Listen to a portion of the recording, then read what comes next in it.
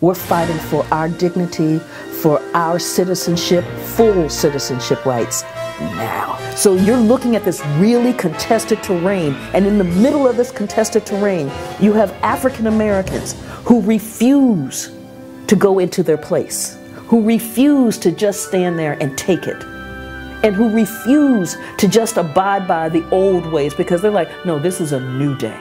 This program is brought to you by Emory University.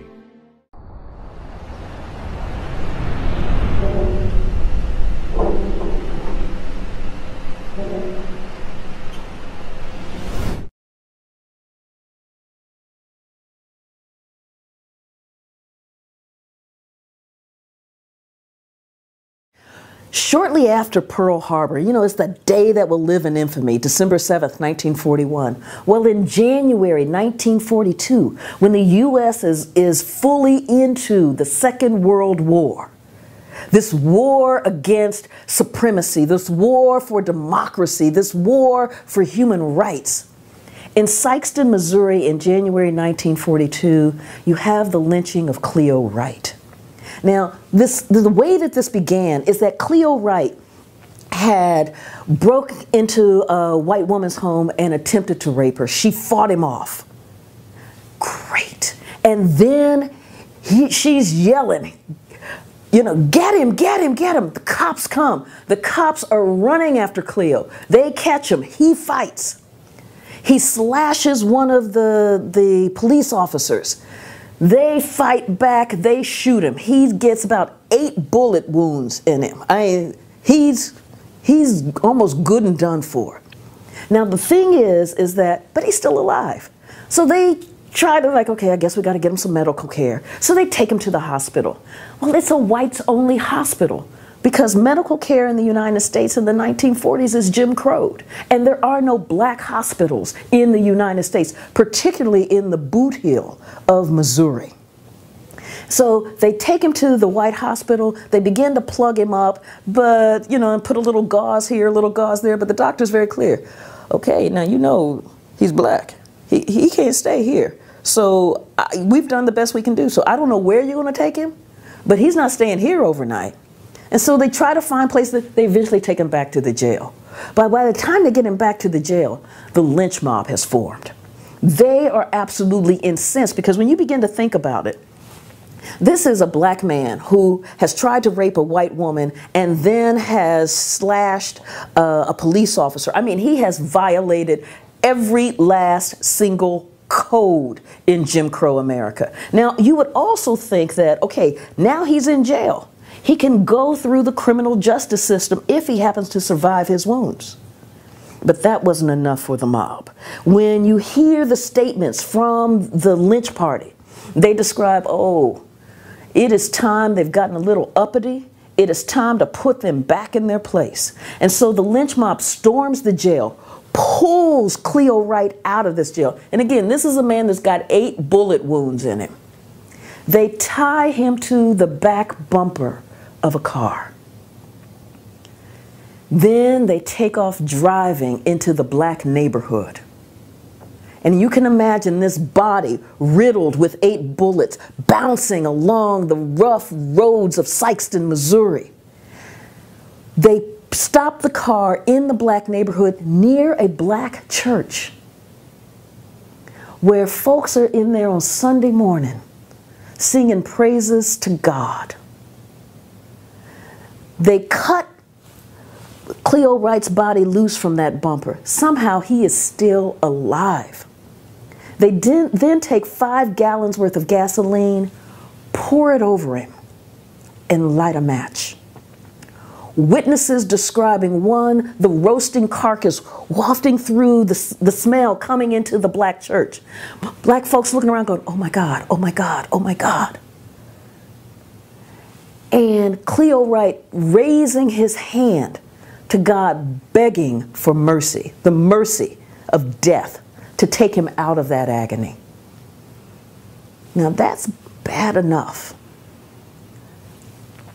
When the grand jury it holds its hearing to figure out whether somebody can be charged for this. I mean, you stormed a jail, you tied a man to the back of a bumper, you drove miles into another neighborhood, then you deliberately went and got 5 gallons worth of gasoline, and you poured it over him, and then you lit a match. Clearly something has really gone wrong here. The grand jury came back and said, no crime has been committed here, because he was already dying. Now, when the NAACP investigated this, what the NAACP said is Cleo Wright and all of the Cleo Wrights before him are indicative of the lack of human rights for African Americans in the United States, the lack of education.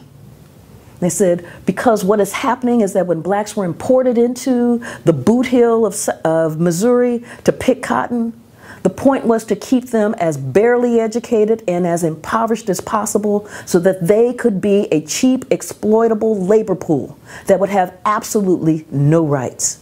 And Cleo Wright, in fact, best exemplifies that. Have you ever been pressed for time? Rushing to get to that very important meeting with the big guys, or trying to beat that grace period at work and finding somewhere to park is nearly impossible? You finally find a parking spot in front of the parking meter and you realize that you didn't bring any change. You happen to look over and see a homeless man sitting on the sidewalk, and for a half second we immediately assume that the homeless person wants something from us. We snap back to reality as we check all our pockets for change because we don't want to get a parking ticket. Coincidentally, we look over and see the homeless man handing us the exact change we need for the parking meter. My new album, View from the Inside Out, was created to encourage listeners to not judge a book by its cover, because sometimes it's the person that we least expect that will be the one that gives us exactly what we need when we need it. View from the Inside Out drops March 19 everywhere. And remember, integrity matters the most when you're by yourself. Pain is something we all have to live with. Aching joints, arthritis, flare-ups from injuries that we long forgot. We each deal with pain in our own way until it becomes debilitating and we need real help. Even worse are the medications with opioids, steroids, and chemical ingredients we can't even pronounce or don't even know where they come from. Do we really want to put these potentially lethal drugs into or on our bodies? Did you know that even taking simple over-the-counter medicines for pain can have dangerous side effects when mixed with certain foods or other prescriptions? It's time to leave the harmful drugs behind and use No More Pain Herbal Blend.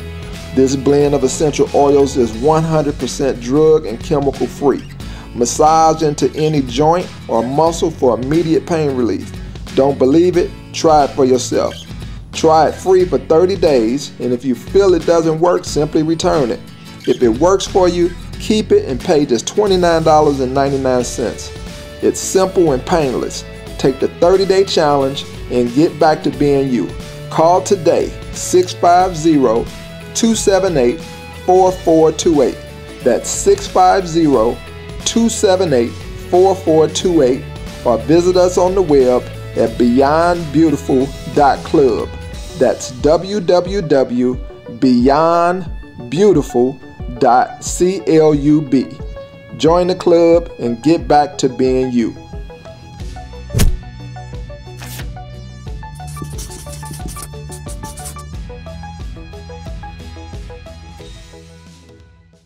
Hey, I bring to you DOC, Disciples of Christ Ministries. We are dedicated to the advancement of God's kingdom by bringing our people closer to Christ. We are proving ways to effectively commit Scripture to memory. If you want to memorize biblical text but are not sure what to memorize or how, the SOAP study is perfect for you. The SOAP method: Scripture, observation, application, prayer, is the perfect launching point to begin hiding God's Word in your heart. This user-friendly and godly-inspired gift will give you thought starters to encourage you and others on your spiritual journey, bringing you intrinsic, extrinsic, and most importantly, eternal value. For more information, you may contact us today at 314-449-1337. Receive a free Bible with your order today.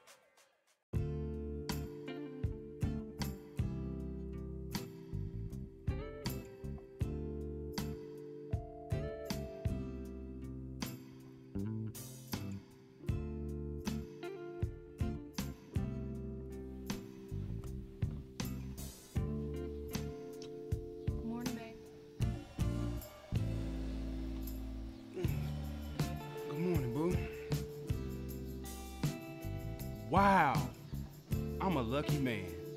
She is the light of my life and as fine as a Georgia pine. Good God from Zion. She's truly been a blessing.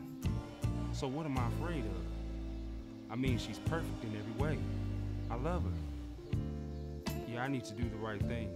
I'm going to do the right thing. Yeah, it's time.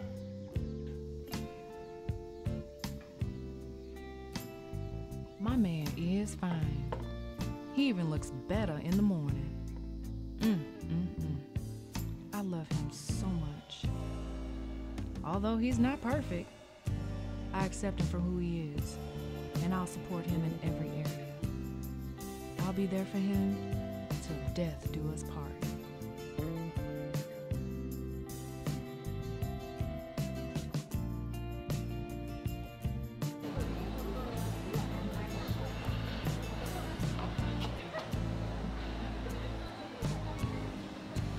Excuse me? How do you know Chris? You must be Deanna.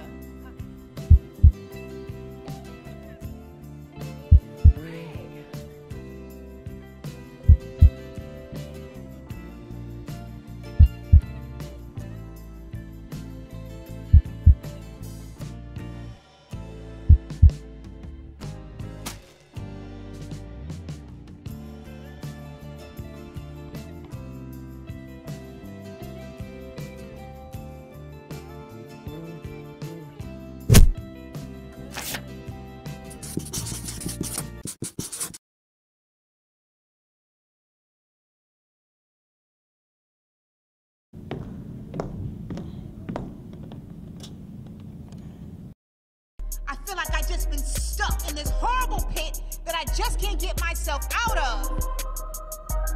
God, you help my mom get a better job and help my family get along. God, it may be too late for me, but don't let my family get stuck. Why don't you just get off my back, okay? You, Mommy, and that stupid program. The curse stops here.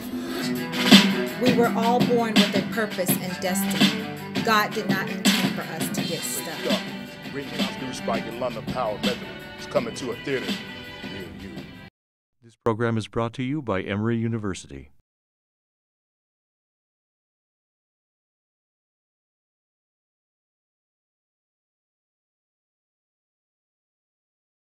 One of the things that I find absolutely fascinating is how the possibility of what the civil rights movement could have been as a human rights movement. In the 1940s, the NAACP had begun to conceptualize the issue facing black people in America, not as civil rights, the right to vote, the right to a fair trial, the right to a jury of your peers, the right not to be illegally searched and seized, those things that we know as the Bill of Rights, but instead as human rights. The right to education, the right to health care, the right to housing, the right to employment. And the thing that was driving the NAACP to, in fact, look at this was the condition of Black America in the 1940s.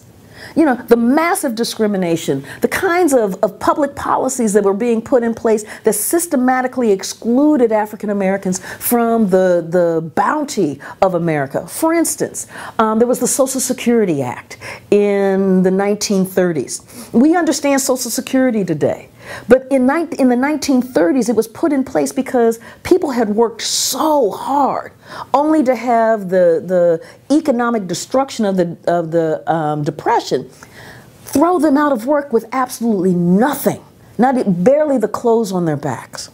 And these are people who had worked for 30, 40 years. So what happened with the Social Security Act is that you have this powerful, wonderful piece of legislation. And then the Southern Democrats made sure that what was inserted in this legislation to provide the safety net was to in fact exclude two of the major occupations that African Americans held: domestic workers and the agricultural field. So in fact you had 70% of African Americans excluded from Social Security for decades.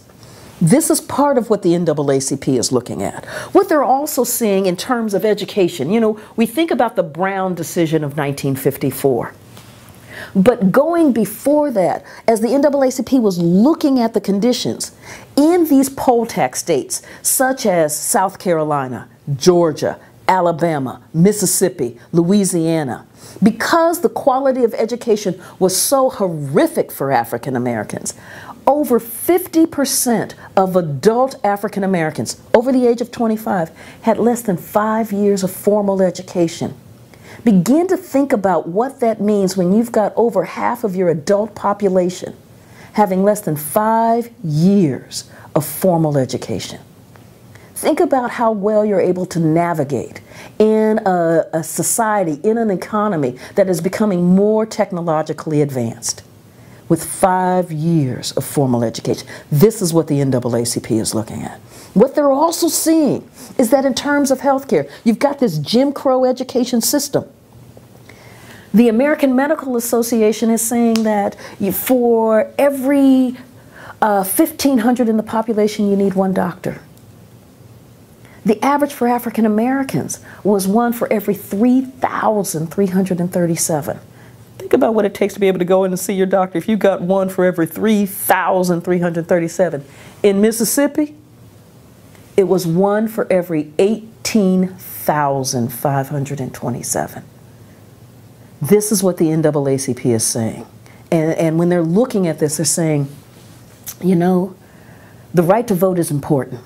It is powerful. The right to a fair trial. Given what we've been looking at in terms of the lynchings, in terms of the Southern justice, absolutely. But it's not going to be enough to break centuries of slavery and Jim Crow. We need to have human rights. And one of the vehicles that they began to look at was the founding of the United Nations, which came out of the Second World War, which came out of the atrocities of Nazi Germany, which came out of the atrocities of Japan, that Japan had committed in Asia, in China, in Indonesia, in Korea.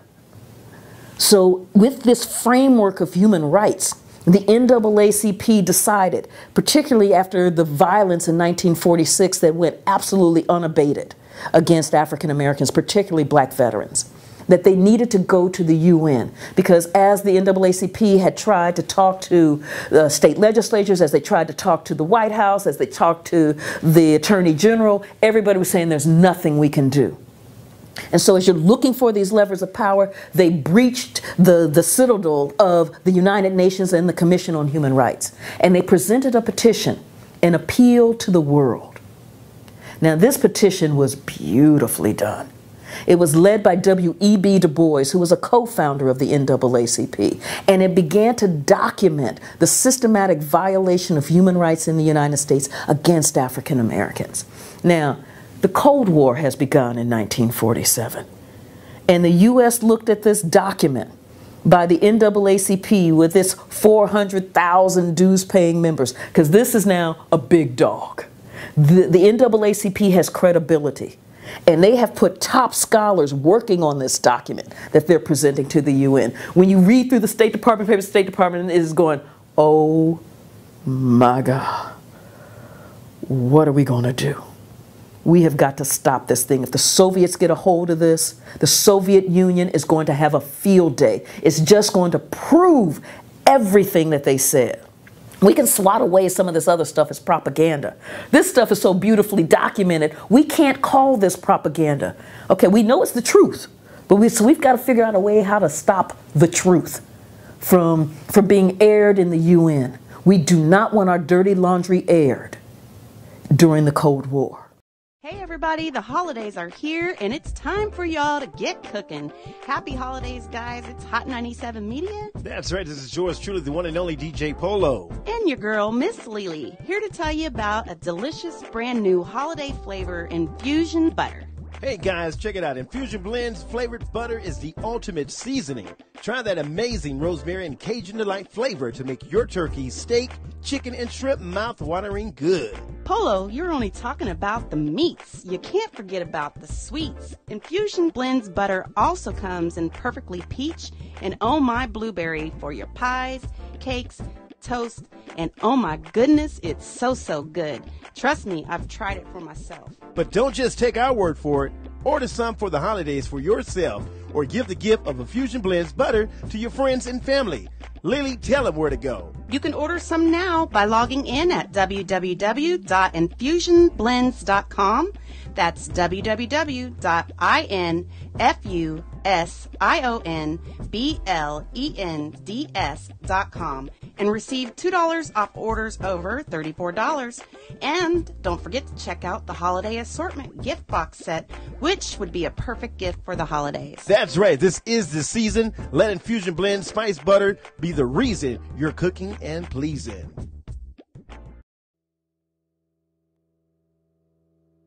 Hi, I'm Roz McCarthy, CEO founder of Minorities for Medical Marijuana. Minorities for Medical Marijuana is a nonprofit advocacy, outreach, and education organization based in Orlando, Florida.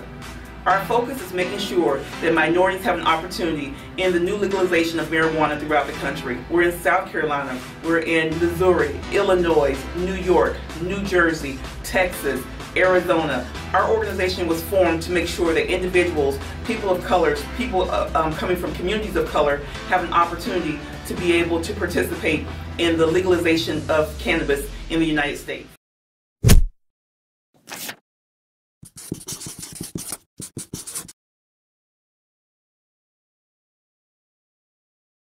If you're tired of wandering in the wilderness of obesity, God is ready to usher you into the promised land of healthy and fit for life. Eating as an Act of Worship Ministries is a non-profit organization dedicated to teaching the biblical principles for maintaining a healthy body for the glory of God. Join our free 12-week course for both adults and children online via Periscope or at New Calvary Temple Kojic, located at 1120 Bishop Lindsay Avenue in North Little Rock, Arkansas. No registration fees or membership fees, just the purchase of the Eating as an Act of Worship workbook. So sign up today. To register, visit our website at www.eatingasanactofworshipministries.org and tune in to our Saturday morning radio show at 11 o'clock a.m. Central Time on Studio W Buzz.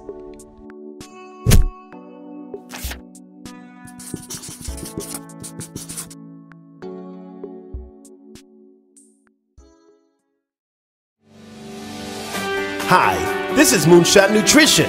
We're dedicated to making unbelievably good health, sustainable, affordable, and simple for everyone. You've improved your sleep, your diet, and exercise, and you're looking towards supplements. But the number of recommendations and choices are overwhelming. You just want one effective supplement, not a handful of pills. We wanted the same thing. So we made it, and we called it Human Foundation. With Human Foundation, there are no more cabinets, drawers, and shelves filled with seemingly endless amounts of tablets, capsules, and soft gels. Human Foundation is advanced nutritional supplementation, simplifying over 31 beneficial supplements into one scoop of nutrient powder to unlock your potential for sustainable good health and improved performance. Visit moonshotnutrition.com Again, that website is moonshotnutrition.com to learn more about our amazing 90-day money-back guarantee. And get on track for better health in one scoop of Human Foundation.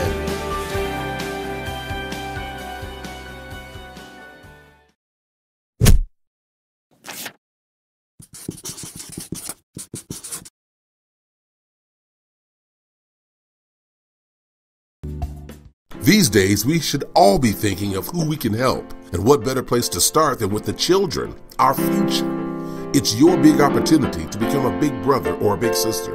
There are over 1,000 kids just waiting for you to spend a little time being a positive mentor in their lives. They need you now more than ever. Go to bbbsemo.org to find out how. You can also reach us on Facebook at Big Brothers Big Sisters of Eastern Missouri and at BBBSEMO on Twitter and Instagram as well. Or just pick up the phone and give us a call, 314-361-5900. That's 314-361-5900. It's your big opportunity to become a big brother or a big sister. Paradise Home Health provides customized, hands-on assistance with day-to-day living activities so that you or your loved one can stay home. Our full range of daily care personal services include daily meal prep, personal care, housekeeping, and maintenance. Our dedicated and discreet caregivers provide a range of customized services to help you. When it can't be you, Paradise Home Health has you covered. We offer an array of non-medical services to support you. Do it the Paradise way, dedicated and sweet.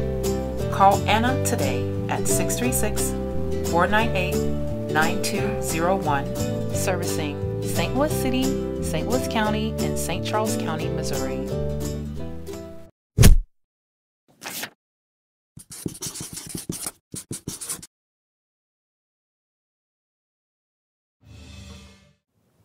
One of the ways that they went about trying to stop the NAACP was to use the power of Eleanor Roosevelt, who had incredible cachet. She was the chair of the Commission on Human Rights. She was also a member of the NAACP Board of Directors. As that petition is moving its way through the UN, Eleanor and the State Department pulled that thing back, stomped on it, beat on it, used every Robert's Rules of Order to strangle that thing, bury it in the bowels of the UNs, hoping that it would never see the light of day. Now the Soviets are in there fighting, going, oh no, I think this is a really good thing, and we really need to talk about this. And the US is like, no, we don't. But no, we don't. No, we do. What? Talk about what thing? There's no petition here. When that thing got strangled, part of what then leads to the NAACP moving off of its framework of thinking about the struggle for black equality as a human rights struggle was because this was the Cold War, Eleanor Roosevelt and the State Department said, oh, you must be a communist. Only a communist-dominated organization would have the audacity, the temerity, the nerve to create a document like this and send it to the United Nations. That's a communist stunt. And as you're talking about the right to housing, the right to health care, the right to education, that sounds like a Marxist. You must be Marxist. Now again, this is the Cold War. This is the beginning of the Second Red Scare. This is when being even hinted at that you're a communist means the kiss of death in American society. And the NAACP is going, no, we're not communist. We're just fighting for the human rights of African Americans. I mean, look at this. We have African Americans, over 50%, who have less than 5 years of education. That's a problem. No, the problem is that you went to the United Nations. Well, we tried to, no, the problem is you must be a communist. But no, the problem is you must be red. Do you want to end up on the Attorney General's list of communist-dominated organizations? And the NAACP was like, oh my God, we have got to figure out a way oh my, what do we do now? And what you begin to see them do is to pull back from human rights as the foundation for black equality in the United States. And this pullback becomes reinforced by the time we get to 1954. There are a whole series of events that happen. One of the final events that happened is this thing called the Bricker Amendment. And the Bricker Amendment was launched by a conservative Republican senator out of Ohio, John Bricker, that was to change the ways that treaties were ratified in the United States. They were particularly going after these UN treaties dealing with human rights. And the way that they were doing it, now, this is almost a basic civic lesson 101. Now, to ratify a treaty takes 2/3 of the Senate. Under the Bricker Constitutional Amendment, it was going to take 2/3 of the Senate, both houses of Congress, and all 48 state legislatures. Begin to think about the Mississippi State Legislature discussing the Genocide Convention. The Southern Democrats were already clear as they looked at the Genocide Convention, which came out of the Holocaust. They said, oh, this looks like a backdoor method to a federal anti-lynching bill. We've got to stop this. The Southern Democrats were very clear. Senator Walter George out of Georgia said, as I look at these human rights treaties, they just might affect the colored question. Meaning that it was going to change the place of African Americans in American society. That it was in fact going to be freeing. That in fact by providing education, then all of a sudden economic opportunities begin to open up. And as economic opportunities begin to open up, then that laboring that happens in the fields that the South so depended upon, all of a sudden wouldn't be there. This was frightening because it was going to change the balance of power. So what it took to bring down the Bricker Amendment, because it had the necessary 2/3 votes in the Senate to go out into the states for the constitutional amendment to be ratified, is that you got, for one thing, you got massive lobbying by Eisenhower. President Eisenhower is looking up going, man, this looks like the old Articles of Confederation. And, we're trying to do this NATO thing. We're trying to be the leader of the free world. And now, all of a sudden, if I have absolutely no power and the states have to ratify everything, we're not going to get anything done. And we're trying to fight the Cold War. And yes, we know that all of this stuff about the right to health care, that's socialism. I have no problem with that. But we already have a process in place to stop that from darkening America's doorstep. Do not pass the Bricker Amendment. Senate looked at him and went, shh, we got work to do. And so when this bill is coming down and they're voting and they're counting their heads, 1,000, and it's like, yes, yes, yes. It looks like they've got their 2/3. And then somebody says, where's Harley? Where's Harley? Where's Harley Kilgore? Democrat out of West Virginia. And they're looking for Harley. They're looking for Harley. Somebody says, shh. They're running all over the building trying to find him. Somebody says, has anybody tried the bar across the street? So they send the Senate pages out trying to find Harley. There he is at the bar across the street in the middle of this landmark historic vote. And he is lit. I mean, he's there, they talk about 3 sheets to the wind. He's about 9 sheets to the wind. I mean, Harley is lit. So one aide gets under this arm, one aide gets under that arm. They kind of drag him back across the street. They open up the Senate doors as they're doing the final count. They look up and they say, oh, we see our esteemed senator from West Virginia. How do you vote? And you hear from the background, nay. Now, nobody knows if that was really Harley because we think he was passed out. So it could have been one of the aides. But the Bricker Amendment went down by 1 drunken vote. But in that debate, it made it very clear that human rights, the right to education, the right to housing, the right to health care, were seen as communistic, foreign to American soil. When the Bricker Amendment is defeated in 1954, the themes that course through it are still there. So when the official civil rights movement begins in 1954 with the Brown decision, and then in 55 with Montgomery, you already have a very narrowed frame in order to fight for black equality. You have the narrowed frame of civil rights and not human rights.